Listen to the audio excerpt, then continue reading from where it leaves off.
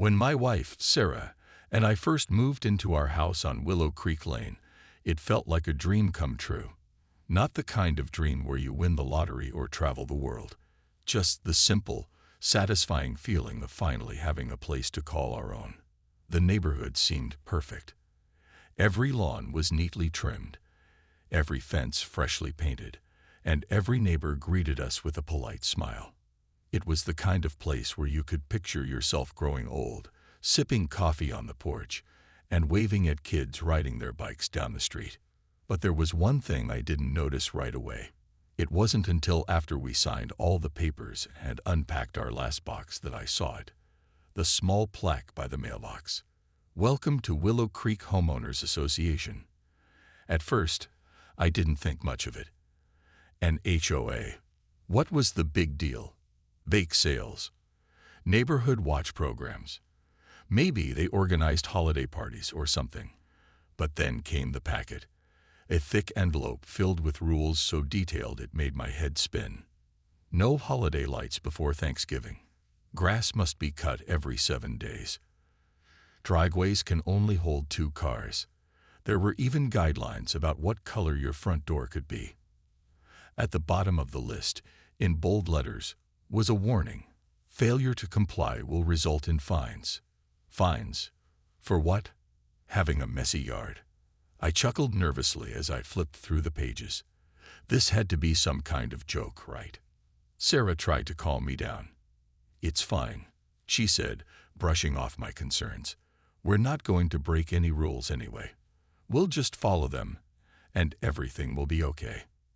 She sounded so sure of herself, but I couldn't shake the uneasy feeling creeping up in my chest. Something about those rules felt off. Like they weren't just guidelines for keeping the neighborhood nice. They were more like chains, invisible ropes tying us down. The unease grew stronger when I started noticing little things, like how quiet it was. Sure, peaceful neighborhoods are great, but this was different. It wasn't peaceful. It was eerie. No kids playing outside. No music drifting from open windows, just silence. And the neighbors, they were friendly enough, but there was something strange about their smiles. They weren't warm or genuine. They were careful, almost rehearsed, like everyone was walking on eggshells, afraid to step out of line. Then there was Mrs. Peterson across the street. She always seemed to be watching. Whether she was tending to her flowers or sitting on her porch, her eyes followed you wherever you went. One afternoon, I caught her staring as I carried groceries inside. When I looked over, she gave me a tight-lipped smile and nodded. It wasn't comforting. It was unsettling. What was she looking for? Was she checking to see if I was breaking any rules? At night, lying in bed, I found myself thinking about the HOA more than I cared to admit. Who were these people making all these rules? Did they really care about the color of my shutters or the height of my grass? Or was there something else going on here? Something deeper, darker, maybe even personal. I didn't have answers, but I couldn't stop asking questions. And then, one morning, it happened. A letter slipped under our door. My stomach sank as soon as I picked it up. The handwriting was neat, almost too perfect. I opened it slowly, already dreading what I might find inside. The words hit me like a punch to the gut.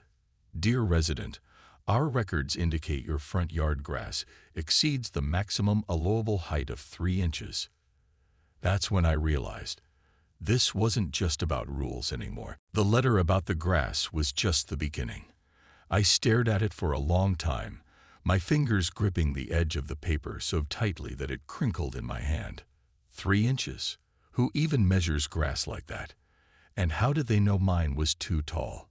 Had someone been standing outside with a ruler, eyeballing my lawn? Or worse, was there some kind of neighborhood spy system I didn't know about? I glanced out the window, half expecting to see Mrs. Peterson lurking nearby, clipboard in hand. But no, she was busy watering her own immaculate garden, humming softly to herself, as if nothing unusual had happened. Still, her presence felt heavier than usual, like an unspoken accusation hanging in the air. Sarah found me pacing in the kitchen. "What's wrong?" she asked, setting down her coffee mug. When I showed her the letter, she sighed but didn't seem nearly as bothered as I was. "It's not a big deal," she said calmly. "Just mow the lawn and move on." "Move on," I repeated, incredulous. "They're fining us because our grass is 3 inches tall. This isn't normal, Sarah. Nobody lives like this." She shrugged. "Maybe it's just how things work here. We knew there were rules when we moved in." But I couldn't let it go. Something about the whole situation gnawed at me. It wasn't just the fine. It was the principal, who gave them the right to dictate every little detail of our lives. What happened to freedom? To owning your home and doing what you wanted with it? Determined to prove a point, I went outside and fired up the lawnmower. The engine roared to life, startling a couple of birds perched on a nearby tree branch. As I pushed the machine back and forth across the yard, I couldn't help but feel ridiculous. Was this really how I wanted to spend my Saturday morning? Cutting grass I didn't think needed cutting, all because some faceless committee said so. When I finished, sweat dripping down my forehead, I stepped back to survey my work. The lawn looked exactly the same as before. Neat, green, ordinary. But at least now it was officially HOA approved. Feeling slightly smug, I turned off the mower and headed inside to wash my hands. That evening, as the sun dipped below the horizon, casting long shadows across the street, I noticed something strange. Mrs. Peterson was still outside, sitting on her porch swing. Only this time, she wasn't alone. A man in a suit stood beside her, jotting notes onto a clipboard while glancing periodically at our house. My stomach twisted into knots. Was he here because of me? Because of the grass? Before I could overthink it, Sarah called me inside for dinner. By the time we sat down at the table, I'd almost convinced myself I was imagining things. Almost.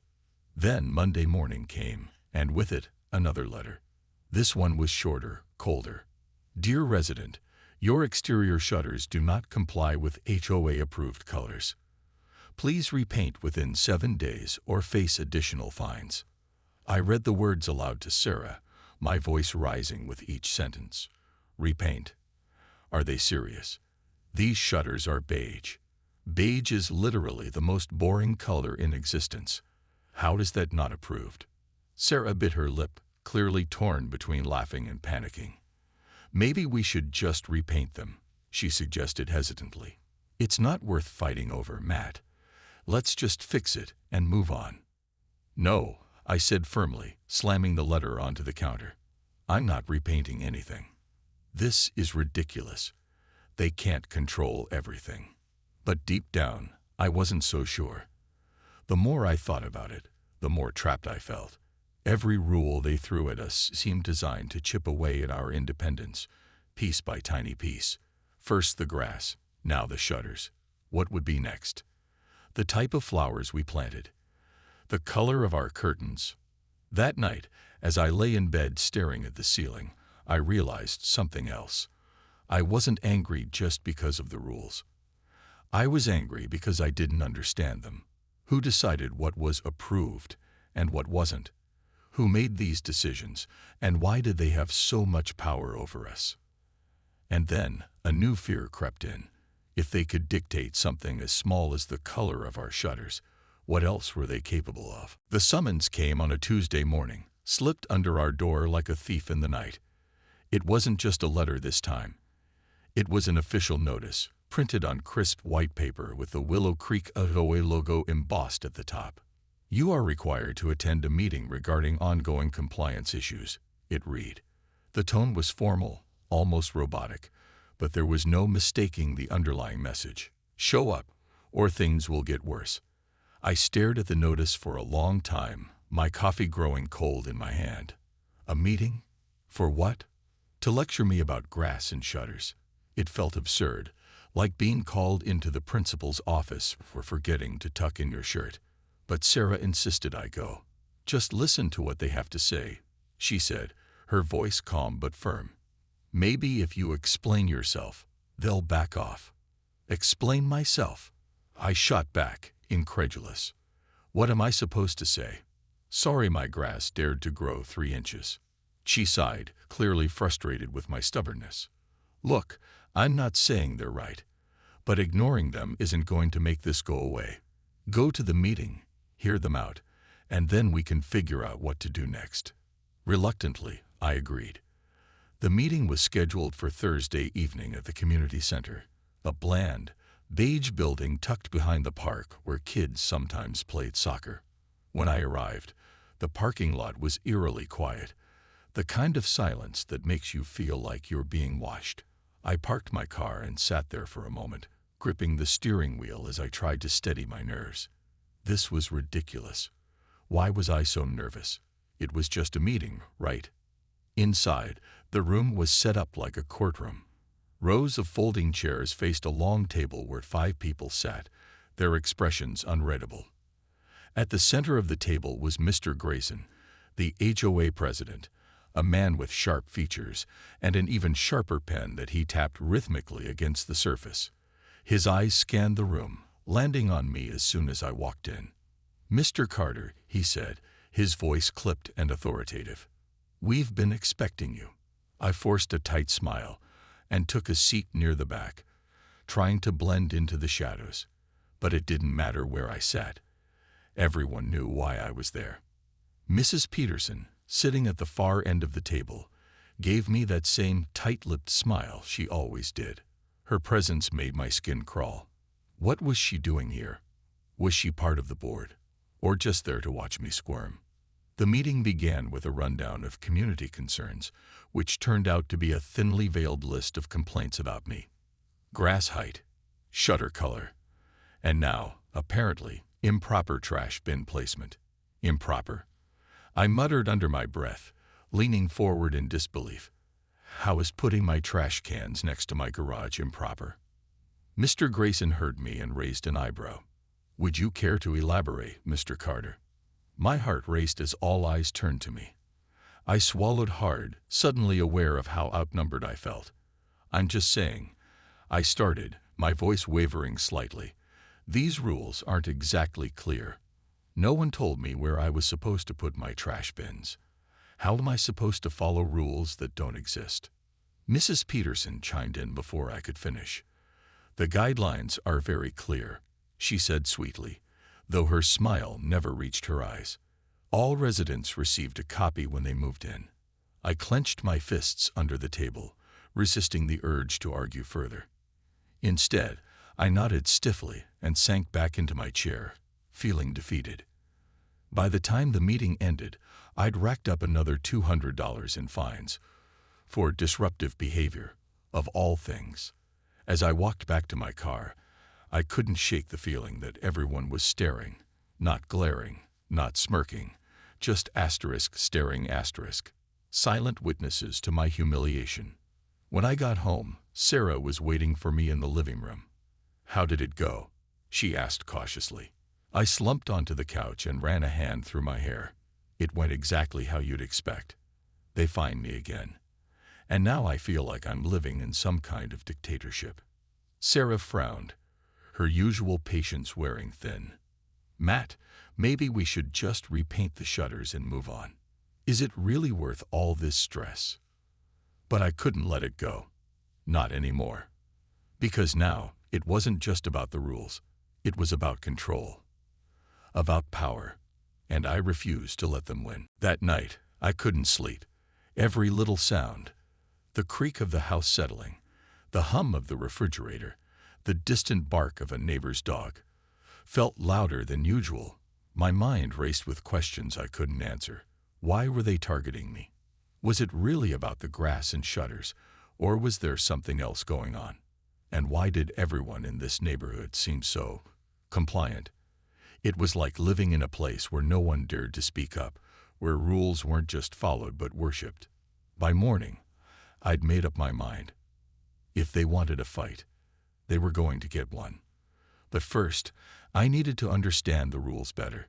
Sarah had gone out early to run errands, leaving me alone with nothing but my thoughts and the thick HOA handbook she'd tucked into a drawer weeks ago. I pulled it out now, flipping through its pages with newfound determination. At first glance, It seemed overwhelming, a maze of tiny print and legal jargon. But as I read closer, I started noticing things. Loopholes, ambiguities, phrases like to be determined by the board, and subject to interpretation. For instance, the rule about grass height didn't specify how it was supposed to be measured. From the base, the middle, the tip. Who decided what counted as excessive? And what about the trash bin placement? The guidelines mentioned keeping bins neatly arranged, but nowhere did it say they couldn't sit flush against the garage. These weren't just oversights. They were cracks in their perfect system, and I intended to exploit every single one. Feeling a flicker of hope for the first time in days, I drafted an email to the HOA board. I kept my tone polite but firm, pointing out the inconsistencies I'd found and requesting clarification. Then I hit send and waited. The response came faster than I expected, and it wasn't what I hoped for. Another letter slipped under our door that evening. This one was shorter, colder, and more direct. Dear resident, your continued disruption of community standards is unacceptable. Please address all outstanding violations immediately or face further consequences. Further consequences, I muttered, pacing the living room. What does that even mean? Sarah walked in just then, holding a bag of groceries. What's wrong now? She asked wearily, setting the bags on the counter. They sent another letter, I said, waving it in the air. They're not answering my questions. They're just threatening me again. She sighed, rubbing her temples. Matt, maybe we should just do what they want. Repaint the shutters, pay the fines, and move on. Fighting them isn't going to change anything. But I couldn't let it go. Not anymore. Something inside me had shifted. Maybe it was pride, maybe it was stubbornness, or maybe it was the growing realization that this wasn't just about me. It was about everyone in the neighborhood. How many others had been bullied into silence? How many people were too afraid to stand up for themselves? Determined to find answers, I decided to talk to someone who might understand. Jake lived 2 doors down, and always seemed different from the rest of the neighbors. His yard wasn't perfectly manicured, his paint job was chipped, and his driveway was permanently occupied by a rusty pickup truck. Most importantly, he didn't seem to care what the HOA thought of him. I knocked on his door late that afternoon, half expecting him to turn me away. Instead, he greeted me with a grin and a beer. You look like you need this, he said, handing me the bottle before leading me to his backyard. As we sat there, sipping our drinks and watching the sun dip below the horizon, I told him everything. The letters, the meeting, the endless rules. To my surprise, he listened intently, nodding along as if he'd heard it all before. You know why they hate you, don't you? He finally said, his tone serious despite the casual setting. Because you stood up to them. Most folks around here are too scared to even try. His words hit me like a punch to the gut. Scared? Is that what this was really about? Fear. Jake leaned back in his chair, his expression grim. This place isn't what it seems, Matt. There's a reason people keep their heads down. You push too hard, and bad things happen. What kind of bad things? I asked, my voice barely above a whisper. He hesitated, then shrugged. Let's just say, it's not worth finding out. As I walked home that night, Jake's warning echoed in my mind. For the first time, I wondered if I'd underestimated the HOA and overestimated my ability to fight back. Jake's words stayed with me for days, gnawing at the edges of my thoughts like a persistent shadow. What had he meant by bad things? Was it just paranoia talking, or was there something darker lurking beneath Willow Creek's picture-perfect surface? I wanted to dismiss it as exaggeration. After all, how much damage could an HOA really do? But then again, the fines, the letters, the constant surveillance, none of it felt normal. The next morning, I decided to dig deeper. Armed with coffee and determination, I spent hours online searching for information about the Willow Creek HOA. At first, I didn't find much, just generic websites praising the neighborhood's charm and cleanliness. But when I switched tactics and looked up local news articles, things got interesting. One story caught my attention. A family forced to sell their home after racking up thousands in fines for minor infractions. Another mentioned secret meetings held without notifying residents, leaving people confused and frustrated. There were even rumors of board members using their positions to settle personal scores, targeting neighbors they didn't like under the guise of enforcing rules. None of it was outright illegal, but it painted a chilling picture of power misused. Feeling both validated and unnerved, I reached out to Jake again. He agreed to meet me at his house, where he showed me photos of surveillance cameras hidden throughout the neighborhood. Some were disguised as lampposts, others as birdhouses or decorative signs. "They're always watching," he said grimly. "Always." I left his place shaken but more determined than ever. If Jake was right, and everything I'd uncovered suggested he was, then this wasn't just about me anymore. It was about standing up for everyone who'd been silenced, pushed around, or driven out because they couldn't fight back. That night, I drafted a petition demanding transparency from the HOA. I included questions about their decision-making process, their budget, and their enforcement policies. The goal wasn't just to expose them. It was to spark a conversation, to make people realize they weren't alone in feeling trapped. With Jake's help, I began collecting signatures. We started small, knocking on doors and explaining our concerns. To my surprise, many neighbors were eager to sign, not because they hated the HOA, but because they were tired of living in fear. Mrs. Henderson, a retired teacher who lived across the street, confessed she'd been fined for planting flowers that weren't on the approved list. "I just wanted something cheerful," she said, her voice trembling. "But they made me dig them up. I didn't know what else to do." Even Mr. Patel, who ran the corner store, admitted he'd received warnings about his awning being too colorful. "It's not worth fighting," he told me. "Better to stay quiet and avoid trouble." Each story fueled my resolve. By the end of the week, we had nearly 30 signatures. A modest number, but enough to make an impact. Together, Jake and I planned to present the petition at the next HOA meeting, hoping to force them into addressing our concerns publicly. But as the day approached, doubt crept in. What if they ignored us? Worse, what if they retaliated? Jake's warning echoed in my mind again. Asterisk, push too hard, and bad things happen. Asterisk for a moment. I considered backing down. Maybe Sarah was right. Maybe this wasn't worth the risk. Then I remembered Mrs. Henderson's tears, Mr. Patel's resignation, and the countless other stories I'd heard. This wasn't just about me anymore. It was about reclaiming our neighborhood, one signature at a time. Whatever happened next, I knew one thing for sure. Staying silent wasn't an option. As I stood outside Jake's house later that evening, finalizing our strategy, I realized something important. Fear thrives in silence, but courage grows in numbers. And for the first time since moving to Willow Creek, I felt ready to face whatever came next. The night of the meeting arrived, and I could feel the weight of it in my chest. The community center buzzed with an unusual energy. More people than usual had shown up, their faces a mix of curiosity and unease. Some whispered quietly in clusters, while others sat stiffly in their chairs, avoiding eye contact. It was clear that word about the petition had spread, though no one dared to admit it openly. Jake and I stood near the entrance, clutching copies of the petition like lifelines. My palms were sweaty, and every few seconds, I glanced at the clock, willing time to move faster or slower. I wasn't sure which. "You ready?" Jake asked, his voice low but steady. I nodded, though truthfully, I wasn't. What if this backfired?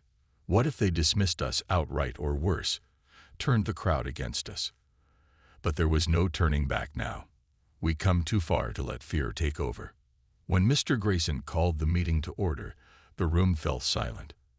He tapped his pen against the table, a habit that already grated on my nerves, and launched into the usual agenda. Updates on landscaping guidelines, reminders about parking restrictions, and reports from various committees. It all felt so mundane, so ordinary, that for a moment I wondered if we'd been foolish to think anyone cared about our cause. But then, during the open forum portion, I stepped forward. My heart pounded as I walked to the front of the room, aware of every pair of eyes following me. Clearing my throat, I began. "We're here tonight because we deserve answers," I said, my voice trembling slightly but growing stronger with each word. Answers about fines, surveillance, and intimidation. Answers about why anyone would feel unsafe in their own home. For a split second, the room was completely still. Then chaos erupted. Voices shouted over one another, accusations flew, and chairs scraped against the floor as people rose to argue. Mrs. Peterson leaned forward, her face flushed with anger. "This is outrageous," she snapped. "These rules are in place for everyone's benefit." Benefit. Someone shot back. It was Mrs. Henderson, her hands shaking as she clutched the edge of her chair. How is forcing me to dig up my flowers benefiting anyone? Others joined in, sharing their own frustrations. A young couple talked about being fined for hosting a small birthday party that allegedly violated noise ordinances. Another neighbor described how they'd been pressured into replacing their mailbox because it didn't match the HOA-approved design. One by one, the cracks in Willow Creek's polished facade began to show. Amid the commotion, Mr. Grayson slammed his gavel down repeatedly, shouting for order. But the room refused to settle. People weren't just speaking. They were finally listening to each other. For the first time, I saw solidarity forming among neighbors who had once kept their distance out of fear or indifference. Jake caught my eye and gave me a subtle nod. This was it, the tipping point we'd hoped for. Slowly, others started standing. First Jake, then Mrs. Thompson, then a handful of others whose names I barely knew. Together, we formed a united front, refusing to back down. Finally, after what felt like hours, Mr. Grayson conceded defeat. "Fine," he said through gritted teeth. "We'll review your concerns, but don't expect immediate changes." It wasn't the victory I'd dreamed of, but it was progress. As the meeting adjourned, I noticed something remarkable. People lingered, talking animatedly in groups. Neighbors exchanged phone numbers, promised to stay in touch, and vowed to keep pushing for change. That night, as I lay in bed replaying the events in my mind, I realized something important. The fight wasn't over, not by a long shot. But for the first time since moving to Willow Creek, I felt hope. Real, tangible hope. And sometimes, that's enough to keep going. In the weeks that followed, Willow Creek began to change. Not all at once, but in small, noticeable ways. The HOA board members who had once seemed untouchable started resigning one by one, citing personal reasons or family obligations. Rumors swirled about heated arguments behind closed doors and mounting pressure from residents demanding accountability. Mr. Grayson himself disappeared from meetings altogether, leaving his seat empty and his gavel silent. The reforms came slowly, like drops of water wearing away at stone. First, they agreed to publish their meeting minutes online, making them accessible to everyone instead of just a select few.